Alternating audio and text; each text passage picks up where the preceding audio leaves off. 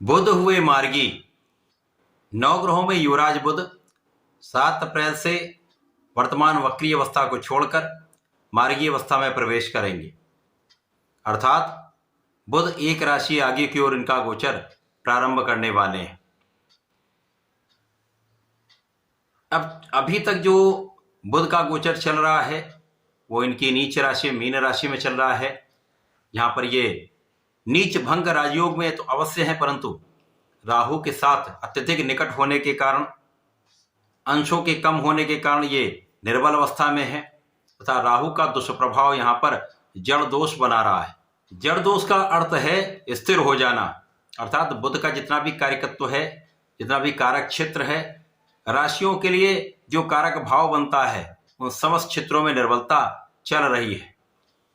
अब बुध जब मार्गी हो जाएंगे तो ये आगे की ओर गमन करना प्रारंभ करेंगे। राहु सदा ही पीछे की ओर गमन करते हैं, जिसके कारण इनके बीच में अंशों का अंतर बढ़ता जाएगा। इसी प्रकार से वर्तमान समय में बुध 2 डिग्री पर है। जब ये आगे बढ़ेंगे तो इनकी डिग्री बढ़ेगी, इनकी अंश का बल बढ़ेगा, जिसके कारण बुध अत्यंत बलवान हो जाएंगे। अब यहाँ पर नीच भंग राजयोग में होकर निश्चित रूप से बुध कुछ विशिष्ट करने जा रहे हैं। मार्गी होकर समस्त राशि के जातकों के लिए कुछ विशेष लाभ देने जा रहे हैं। जय श्री गणेश, नमस्कार। मैं आचार्य संजय द्विवेदी। मेरे समस्त प्रबुद्ध दर्शकों का मेरे चैनल पर हार्दिक स्वागत है। प्रिय दर्शकों, आज मैं युवराज बुध के मार्गी काल तथा इस काल में बनने वाले महाराजयोगों का संपूर्ण विश्लेषण करने जा रहा हूं। आज मैं कर्क राशि के लिए बुध के इस मार्गी काल का किस प्रकार का प्रभाव प्राप्त होगा, किन भाव में प्रबलता आएगी, अथवा कहीं पर कोई समस्या या अवरोध है तो उसका क्या निराकरण है, संपूर्ण विश्लेषण मैं पूर्ण तर्क के साथ करने जा रहा हूं। प्रिय दर्शकों, इस राशिफल को आप अपने लग्न तथा राशि दोनों के अनुसार देख सकते हैं। बुध जो इस जगत के समस्त क्षेत्रों में अपना कार्यकत्व रखते हैं, चाहे वो वाणी का क्षेत्र हो, ज्ञान का हो, शिक्षा का क्षेत्र हो, किसी प्रकार का कला जगत का कोई क्षेत्र हो, कोई भी व्यवसाय हो, कोई इंडस्ट्री, कोई व्यापार हो, समस्त क्षेत्रों में बुध का कार्यकत्व होता है। गणित से संबंधित, कैलकुलेशन से संबंधित जितना भी क्षेत्र है, इस प्रकार से कोई भी ऐसा क्षेत्र नहीं है जहां पर बुध का कार्यकत्व नहीं होता है। अब बुध जब मार्गी हो जाएंगे तो निश्चित रूप से इनके बल में कई गुना वृद्धि हो जाएगी। अब यहां पर ये नीच भंग राजयोग में है था, शुक्र के साथ इनका योग चल रहा है, युति प्रभाव चल रहा है, जिसके कारण यहां पर कुछ विशेष स्थितियां बनेंगी। जब बुध आगे बढ़ेंगे तो इनका अंश बल भी प्रबल होगा, तो बुध अपना संपूर्ण प्रभाव देने वाले हैं। कर्क राशि के लिए द्वादश भाव के स्वामी तथा आपके पराक्रमेश हैं। द्वादशेश तथा पराक्रमेश का गोचर आपके भाग्य भाव में चल रहा है, जहां पर ये अब बलवान होने जा रहे हैं। जब तक ये यहां पर थे तो आपका व्यय बढ़ा हुआ था। जब निर्बल अवस्था में थे तो उनका जो प्रभाव है वो आपके व्यय में वृद्धि करने वाला था। अनावश्यक यात्राओं में आपका व्यय हो रहा था, स्वास्थ्य समस्याओं में आपका व्यय हो रहा था, आपके बुद्धि का बल उतना अच्छा नहीं, आपकी कैलकुलेशन उतनी अच्छी नहीं हो पा रही थी, आप सही गणना नहीं कर पा रहे थे, जिसके कारण समस्याएं उत्पन्न हो रही थी। इसी प्रकार से व्यावसायिक भाव में आप अपना संपूर्ण प्रयास नहीं कर पा रहे थे। लोगों के बीच में, जिनके बीच में आप कार्य करते हैं, व्यापार करते हैं, आपका प्रोफेशन है, वहां पर भी कहीं ना कहीं एक मनमुटाव की स्थिति, एक मतभेद की स्थिति समस्या का कारण बनी हुई थी। अब चूंकि वाणी के कारक है तो वाणी का भी यहाँ पर क्षय होगा, व्यापार का भी क्षय होगा, बुद्धि का भी क्षय होगा, तो ये समस्त समस्याएं यहां पर आपके लिए बनी हुई थी। अब जब ये मार्गी अवस्था में है तो निश्चित रूप से ये आपके दसम भाव की ओर गमन करना प्रारंभ कर लेंगे। जब दसम भाव की ओर जाएंगे तो यहां पर कार्यक्षेत्र का भाव है, तो यहां आपके भाग्य को भी प्रबल करेंगे। भाग्य का प्रभाव कई क्षेत्रों में आपके अवरुद्ध कार्य को बनाने वाला होगा। इसी प्रकार से जब आपका स्वास्थ्य अच्छा नहीं होता है तो आप उतना अच्छा परिश्रम नहीं कर पाते, लोगों का भी सहयोग नहीं मिल पाता, क्योंकि वाणी कहीं ना कहीं दूषित होती।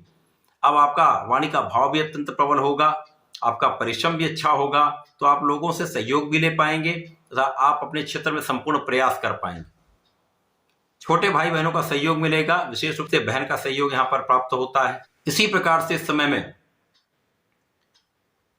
आपके जो काम में प्रगति नहीं हो पा रही थी, उन कार्यों में प्रगति होना प्रारंभ हो जाए, क्योंकि यहाँ पर आप परिश्रमी भी होंगे तथा भाग्य भी साथ देने लगेगा, तो आपके कार्यों में प्रगति होना आरंभ हो जाए। यद्यपि यहाँ पर कुछ यात्राएं हो सकती हैं, कुछ व्यय भी होंगे, परंतु अनावश्यक व्ययों पर आपका नियंत्रण हो जाए। कुछ यात्राएं आपके लिए विशेष रहने वाली, जहां पर आपको एक बड़ा लाभ मिलने वाला है।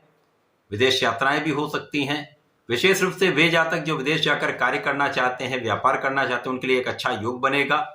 इसी प्रकार से जो जातक उच्च शिक्षा के लिए जाना चाहते हैं, उनका भी काम बनने वाला है। जैसे जैसे ये गोचर आगे बढ़ेगा, 14 अप्रैल के बाद शुक्र भी मार्गीय अवस्था में होंगे, जिसके कारण शुक्र और बुध का महालक्ष्मी योग एक्टिवेटेड हो जाएगा। अर्थात यहां पर शुक्र उच्च राशि में है, परंतु यहां पर अंशों के बल के कारण निर्बल हैं, राहु से दूषित हैं, तो उतना अच्छा धन लाभ नहीं दे पा रहे थे। अब शुक्राचार्य ऐश्वर्य वैभव धन संपदा देने वाले हैं। बुध जो आपको ज्ञान बुद्धि देते हैं तथा आपको व्यापारिक गुण प्रबल करते हैं। जब दोनों का संयोजन अच्छी स्थिति में बनता है तो महालक्ष्मी योग बनता है। अब ये महालक्ष्मी योग का संपूर्ण लाभ आप ले पाएंगे। तो जैसे जैसे ये गोचर आगे बढ़ेगा, अब क्योंकि बुध जो है वो 7 मई को राशि परिवर्तन करेंगे, इस बीच में शुक्र भी बलवान हो जाएंगे, तो जो समय बुध और शुक्र का महासंयोजन बनेगा वो आपको बड़े मात्रा में धन देने वाला होगा, आपके लाभ की स्थिति को कई गुना बढ़ाने वाला होगा, लाभ के कई अवसर प्रदान करने वाला होगा, साथ ही साथ आपके ज्ञान के स्तर को भी यहां पर पहले से अधिक अच्छा करने वाला होगा। तो धीमे धीमे ये जो समय है आपके लिए अनुकूल होता जाएगा। प्रारंभिक समय में 7 अप्रैल से लेकर 14 अप्रैल तक उतनी अच्छी गति नहीं होगी, परंतु 14 अप्रैल के बाद आपके व्यापार की स्थिति, आपके प्रोफेशन की स्थिति तथा आपके नौकरी की स्थिति में बड़े परिवर्तन होंगे, बड़े लाभ की स्थिति बनेगी। ये पूरा बुध का गोचर काल जो मार्गीय अवस्था में होकर आपके लिए अत्यंत सकारात्मक परिणाम देने वाला होगा। परिश्रम, भाग्य तथा धन तीनों मिलकर आपके लाभ की स्थिति को प्रबल करने वाले हैं। इस पूरे समय में आपको नियमित रूप से भगवान सूर्यदेव को जल देना चाहिए तथा भगवान भोलेनाथ की आराधना करनी चाहिए। नमः शिवाय पंचाक्षर मंत्र का कम से कम 108 बार जप अवश्य करना चाहिए। प्रत्येक सोमवार को भगवान भोलेनाथ पर जलार्चन करें, दुग्ध का अर्पण करें तो विशेष लाभ प्राप्त होगा। चंदन की धूप का प्रयोग करें तथा चंदन के सुगंध का अर्पण करें, विशेष लाभ मिले। तो समय का संपूर्ण उपयोग करके आप लाभ ले सकते हैं। धन्यवाद, नमस्कार।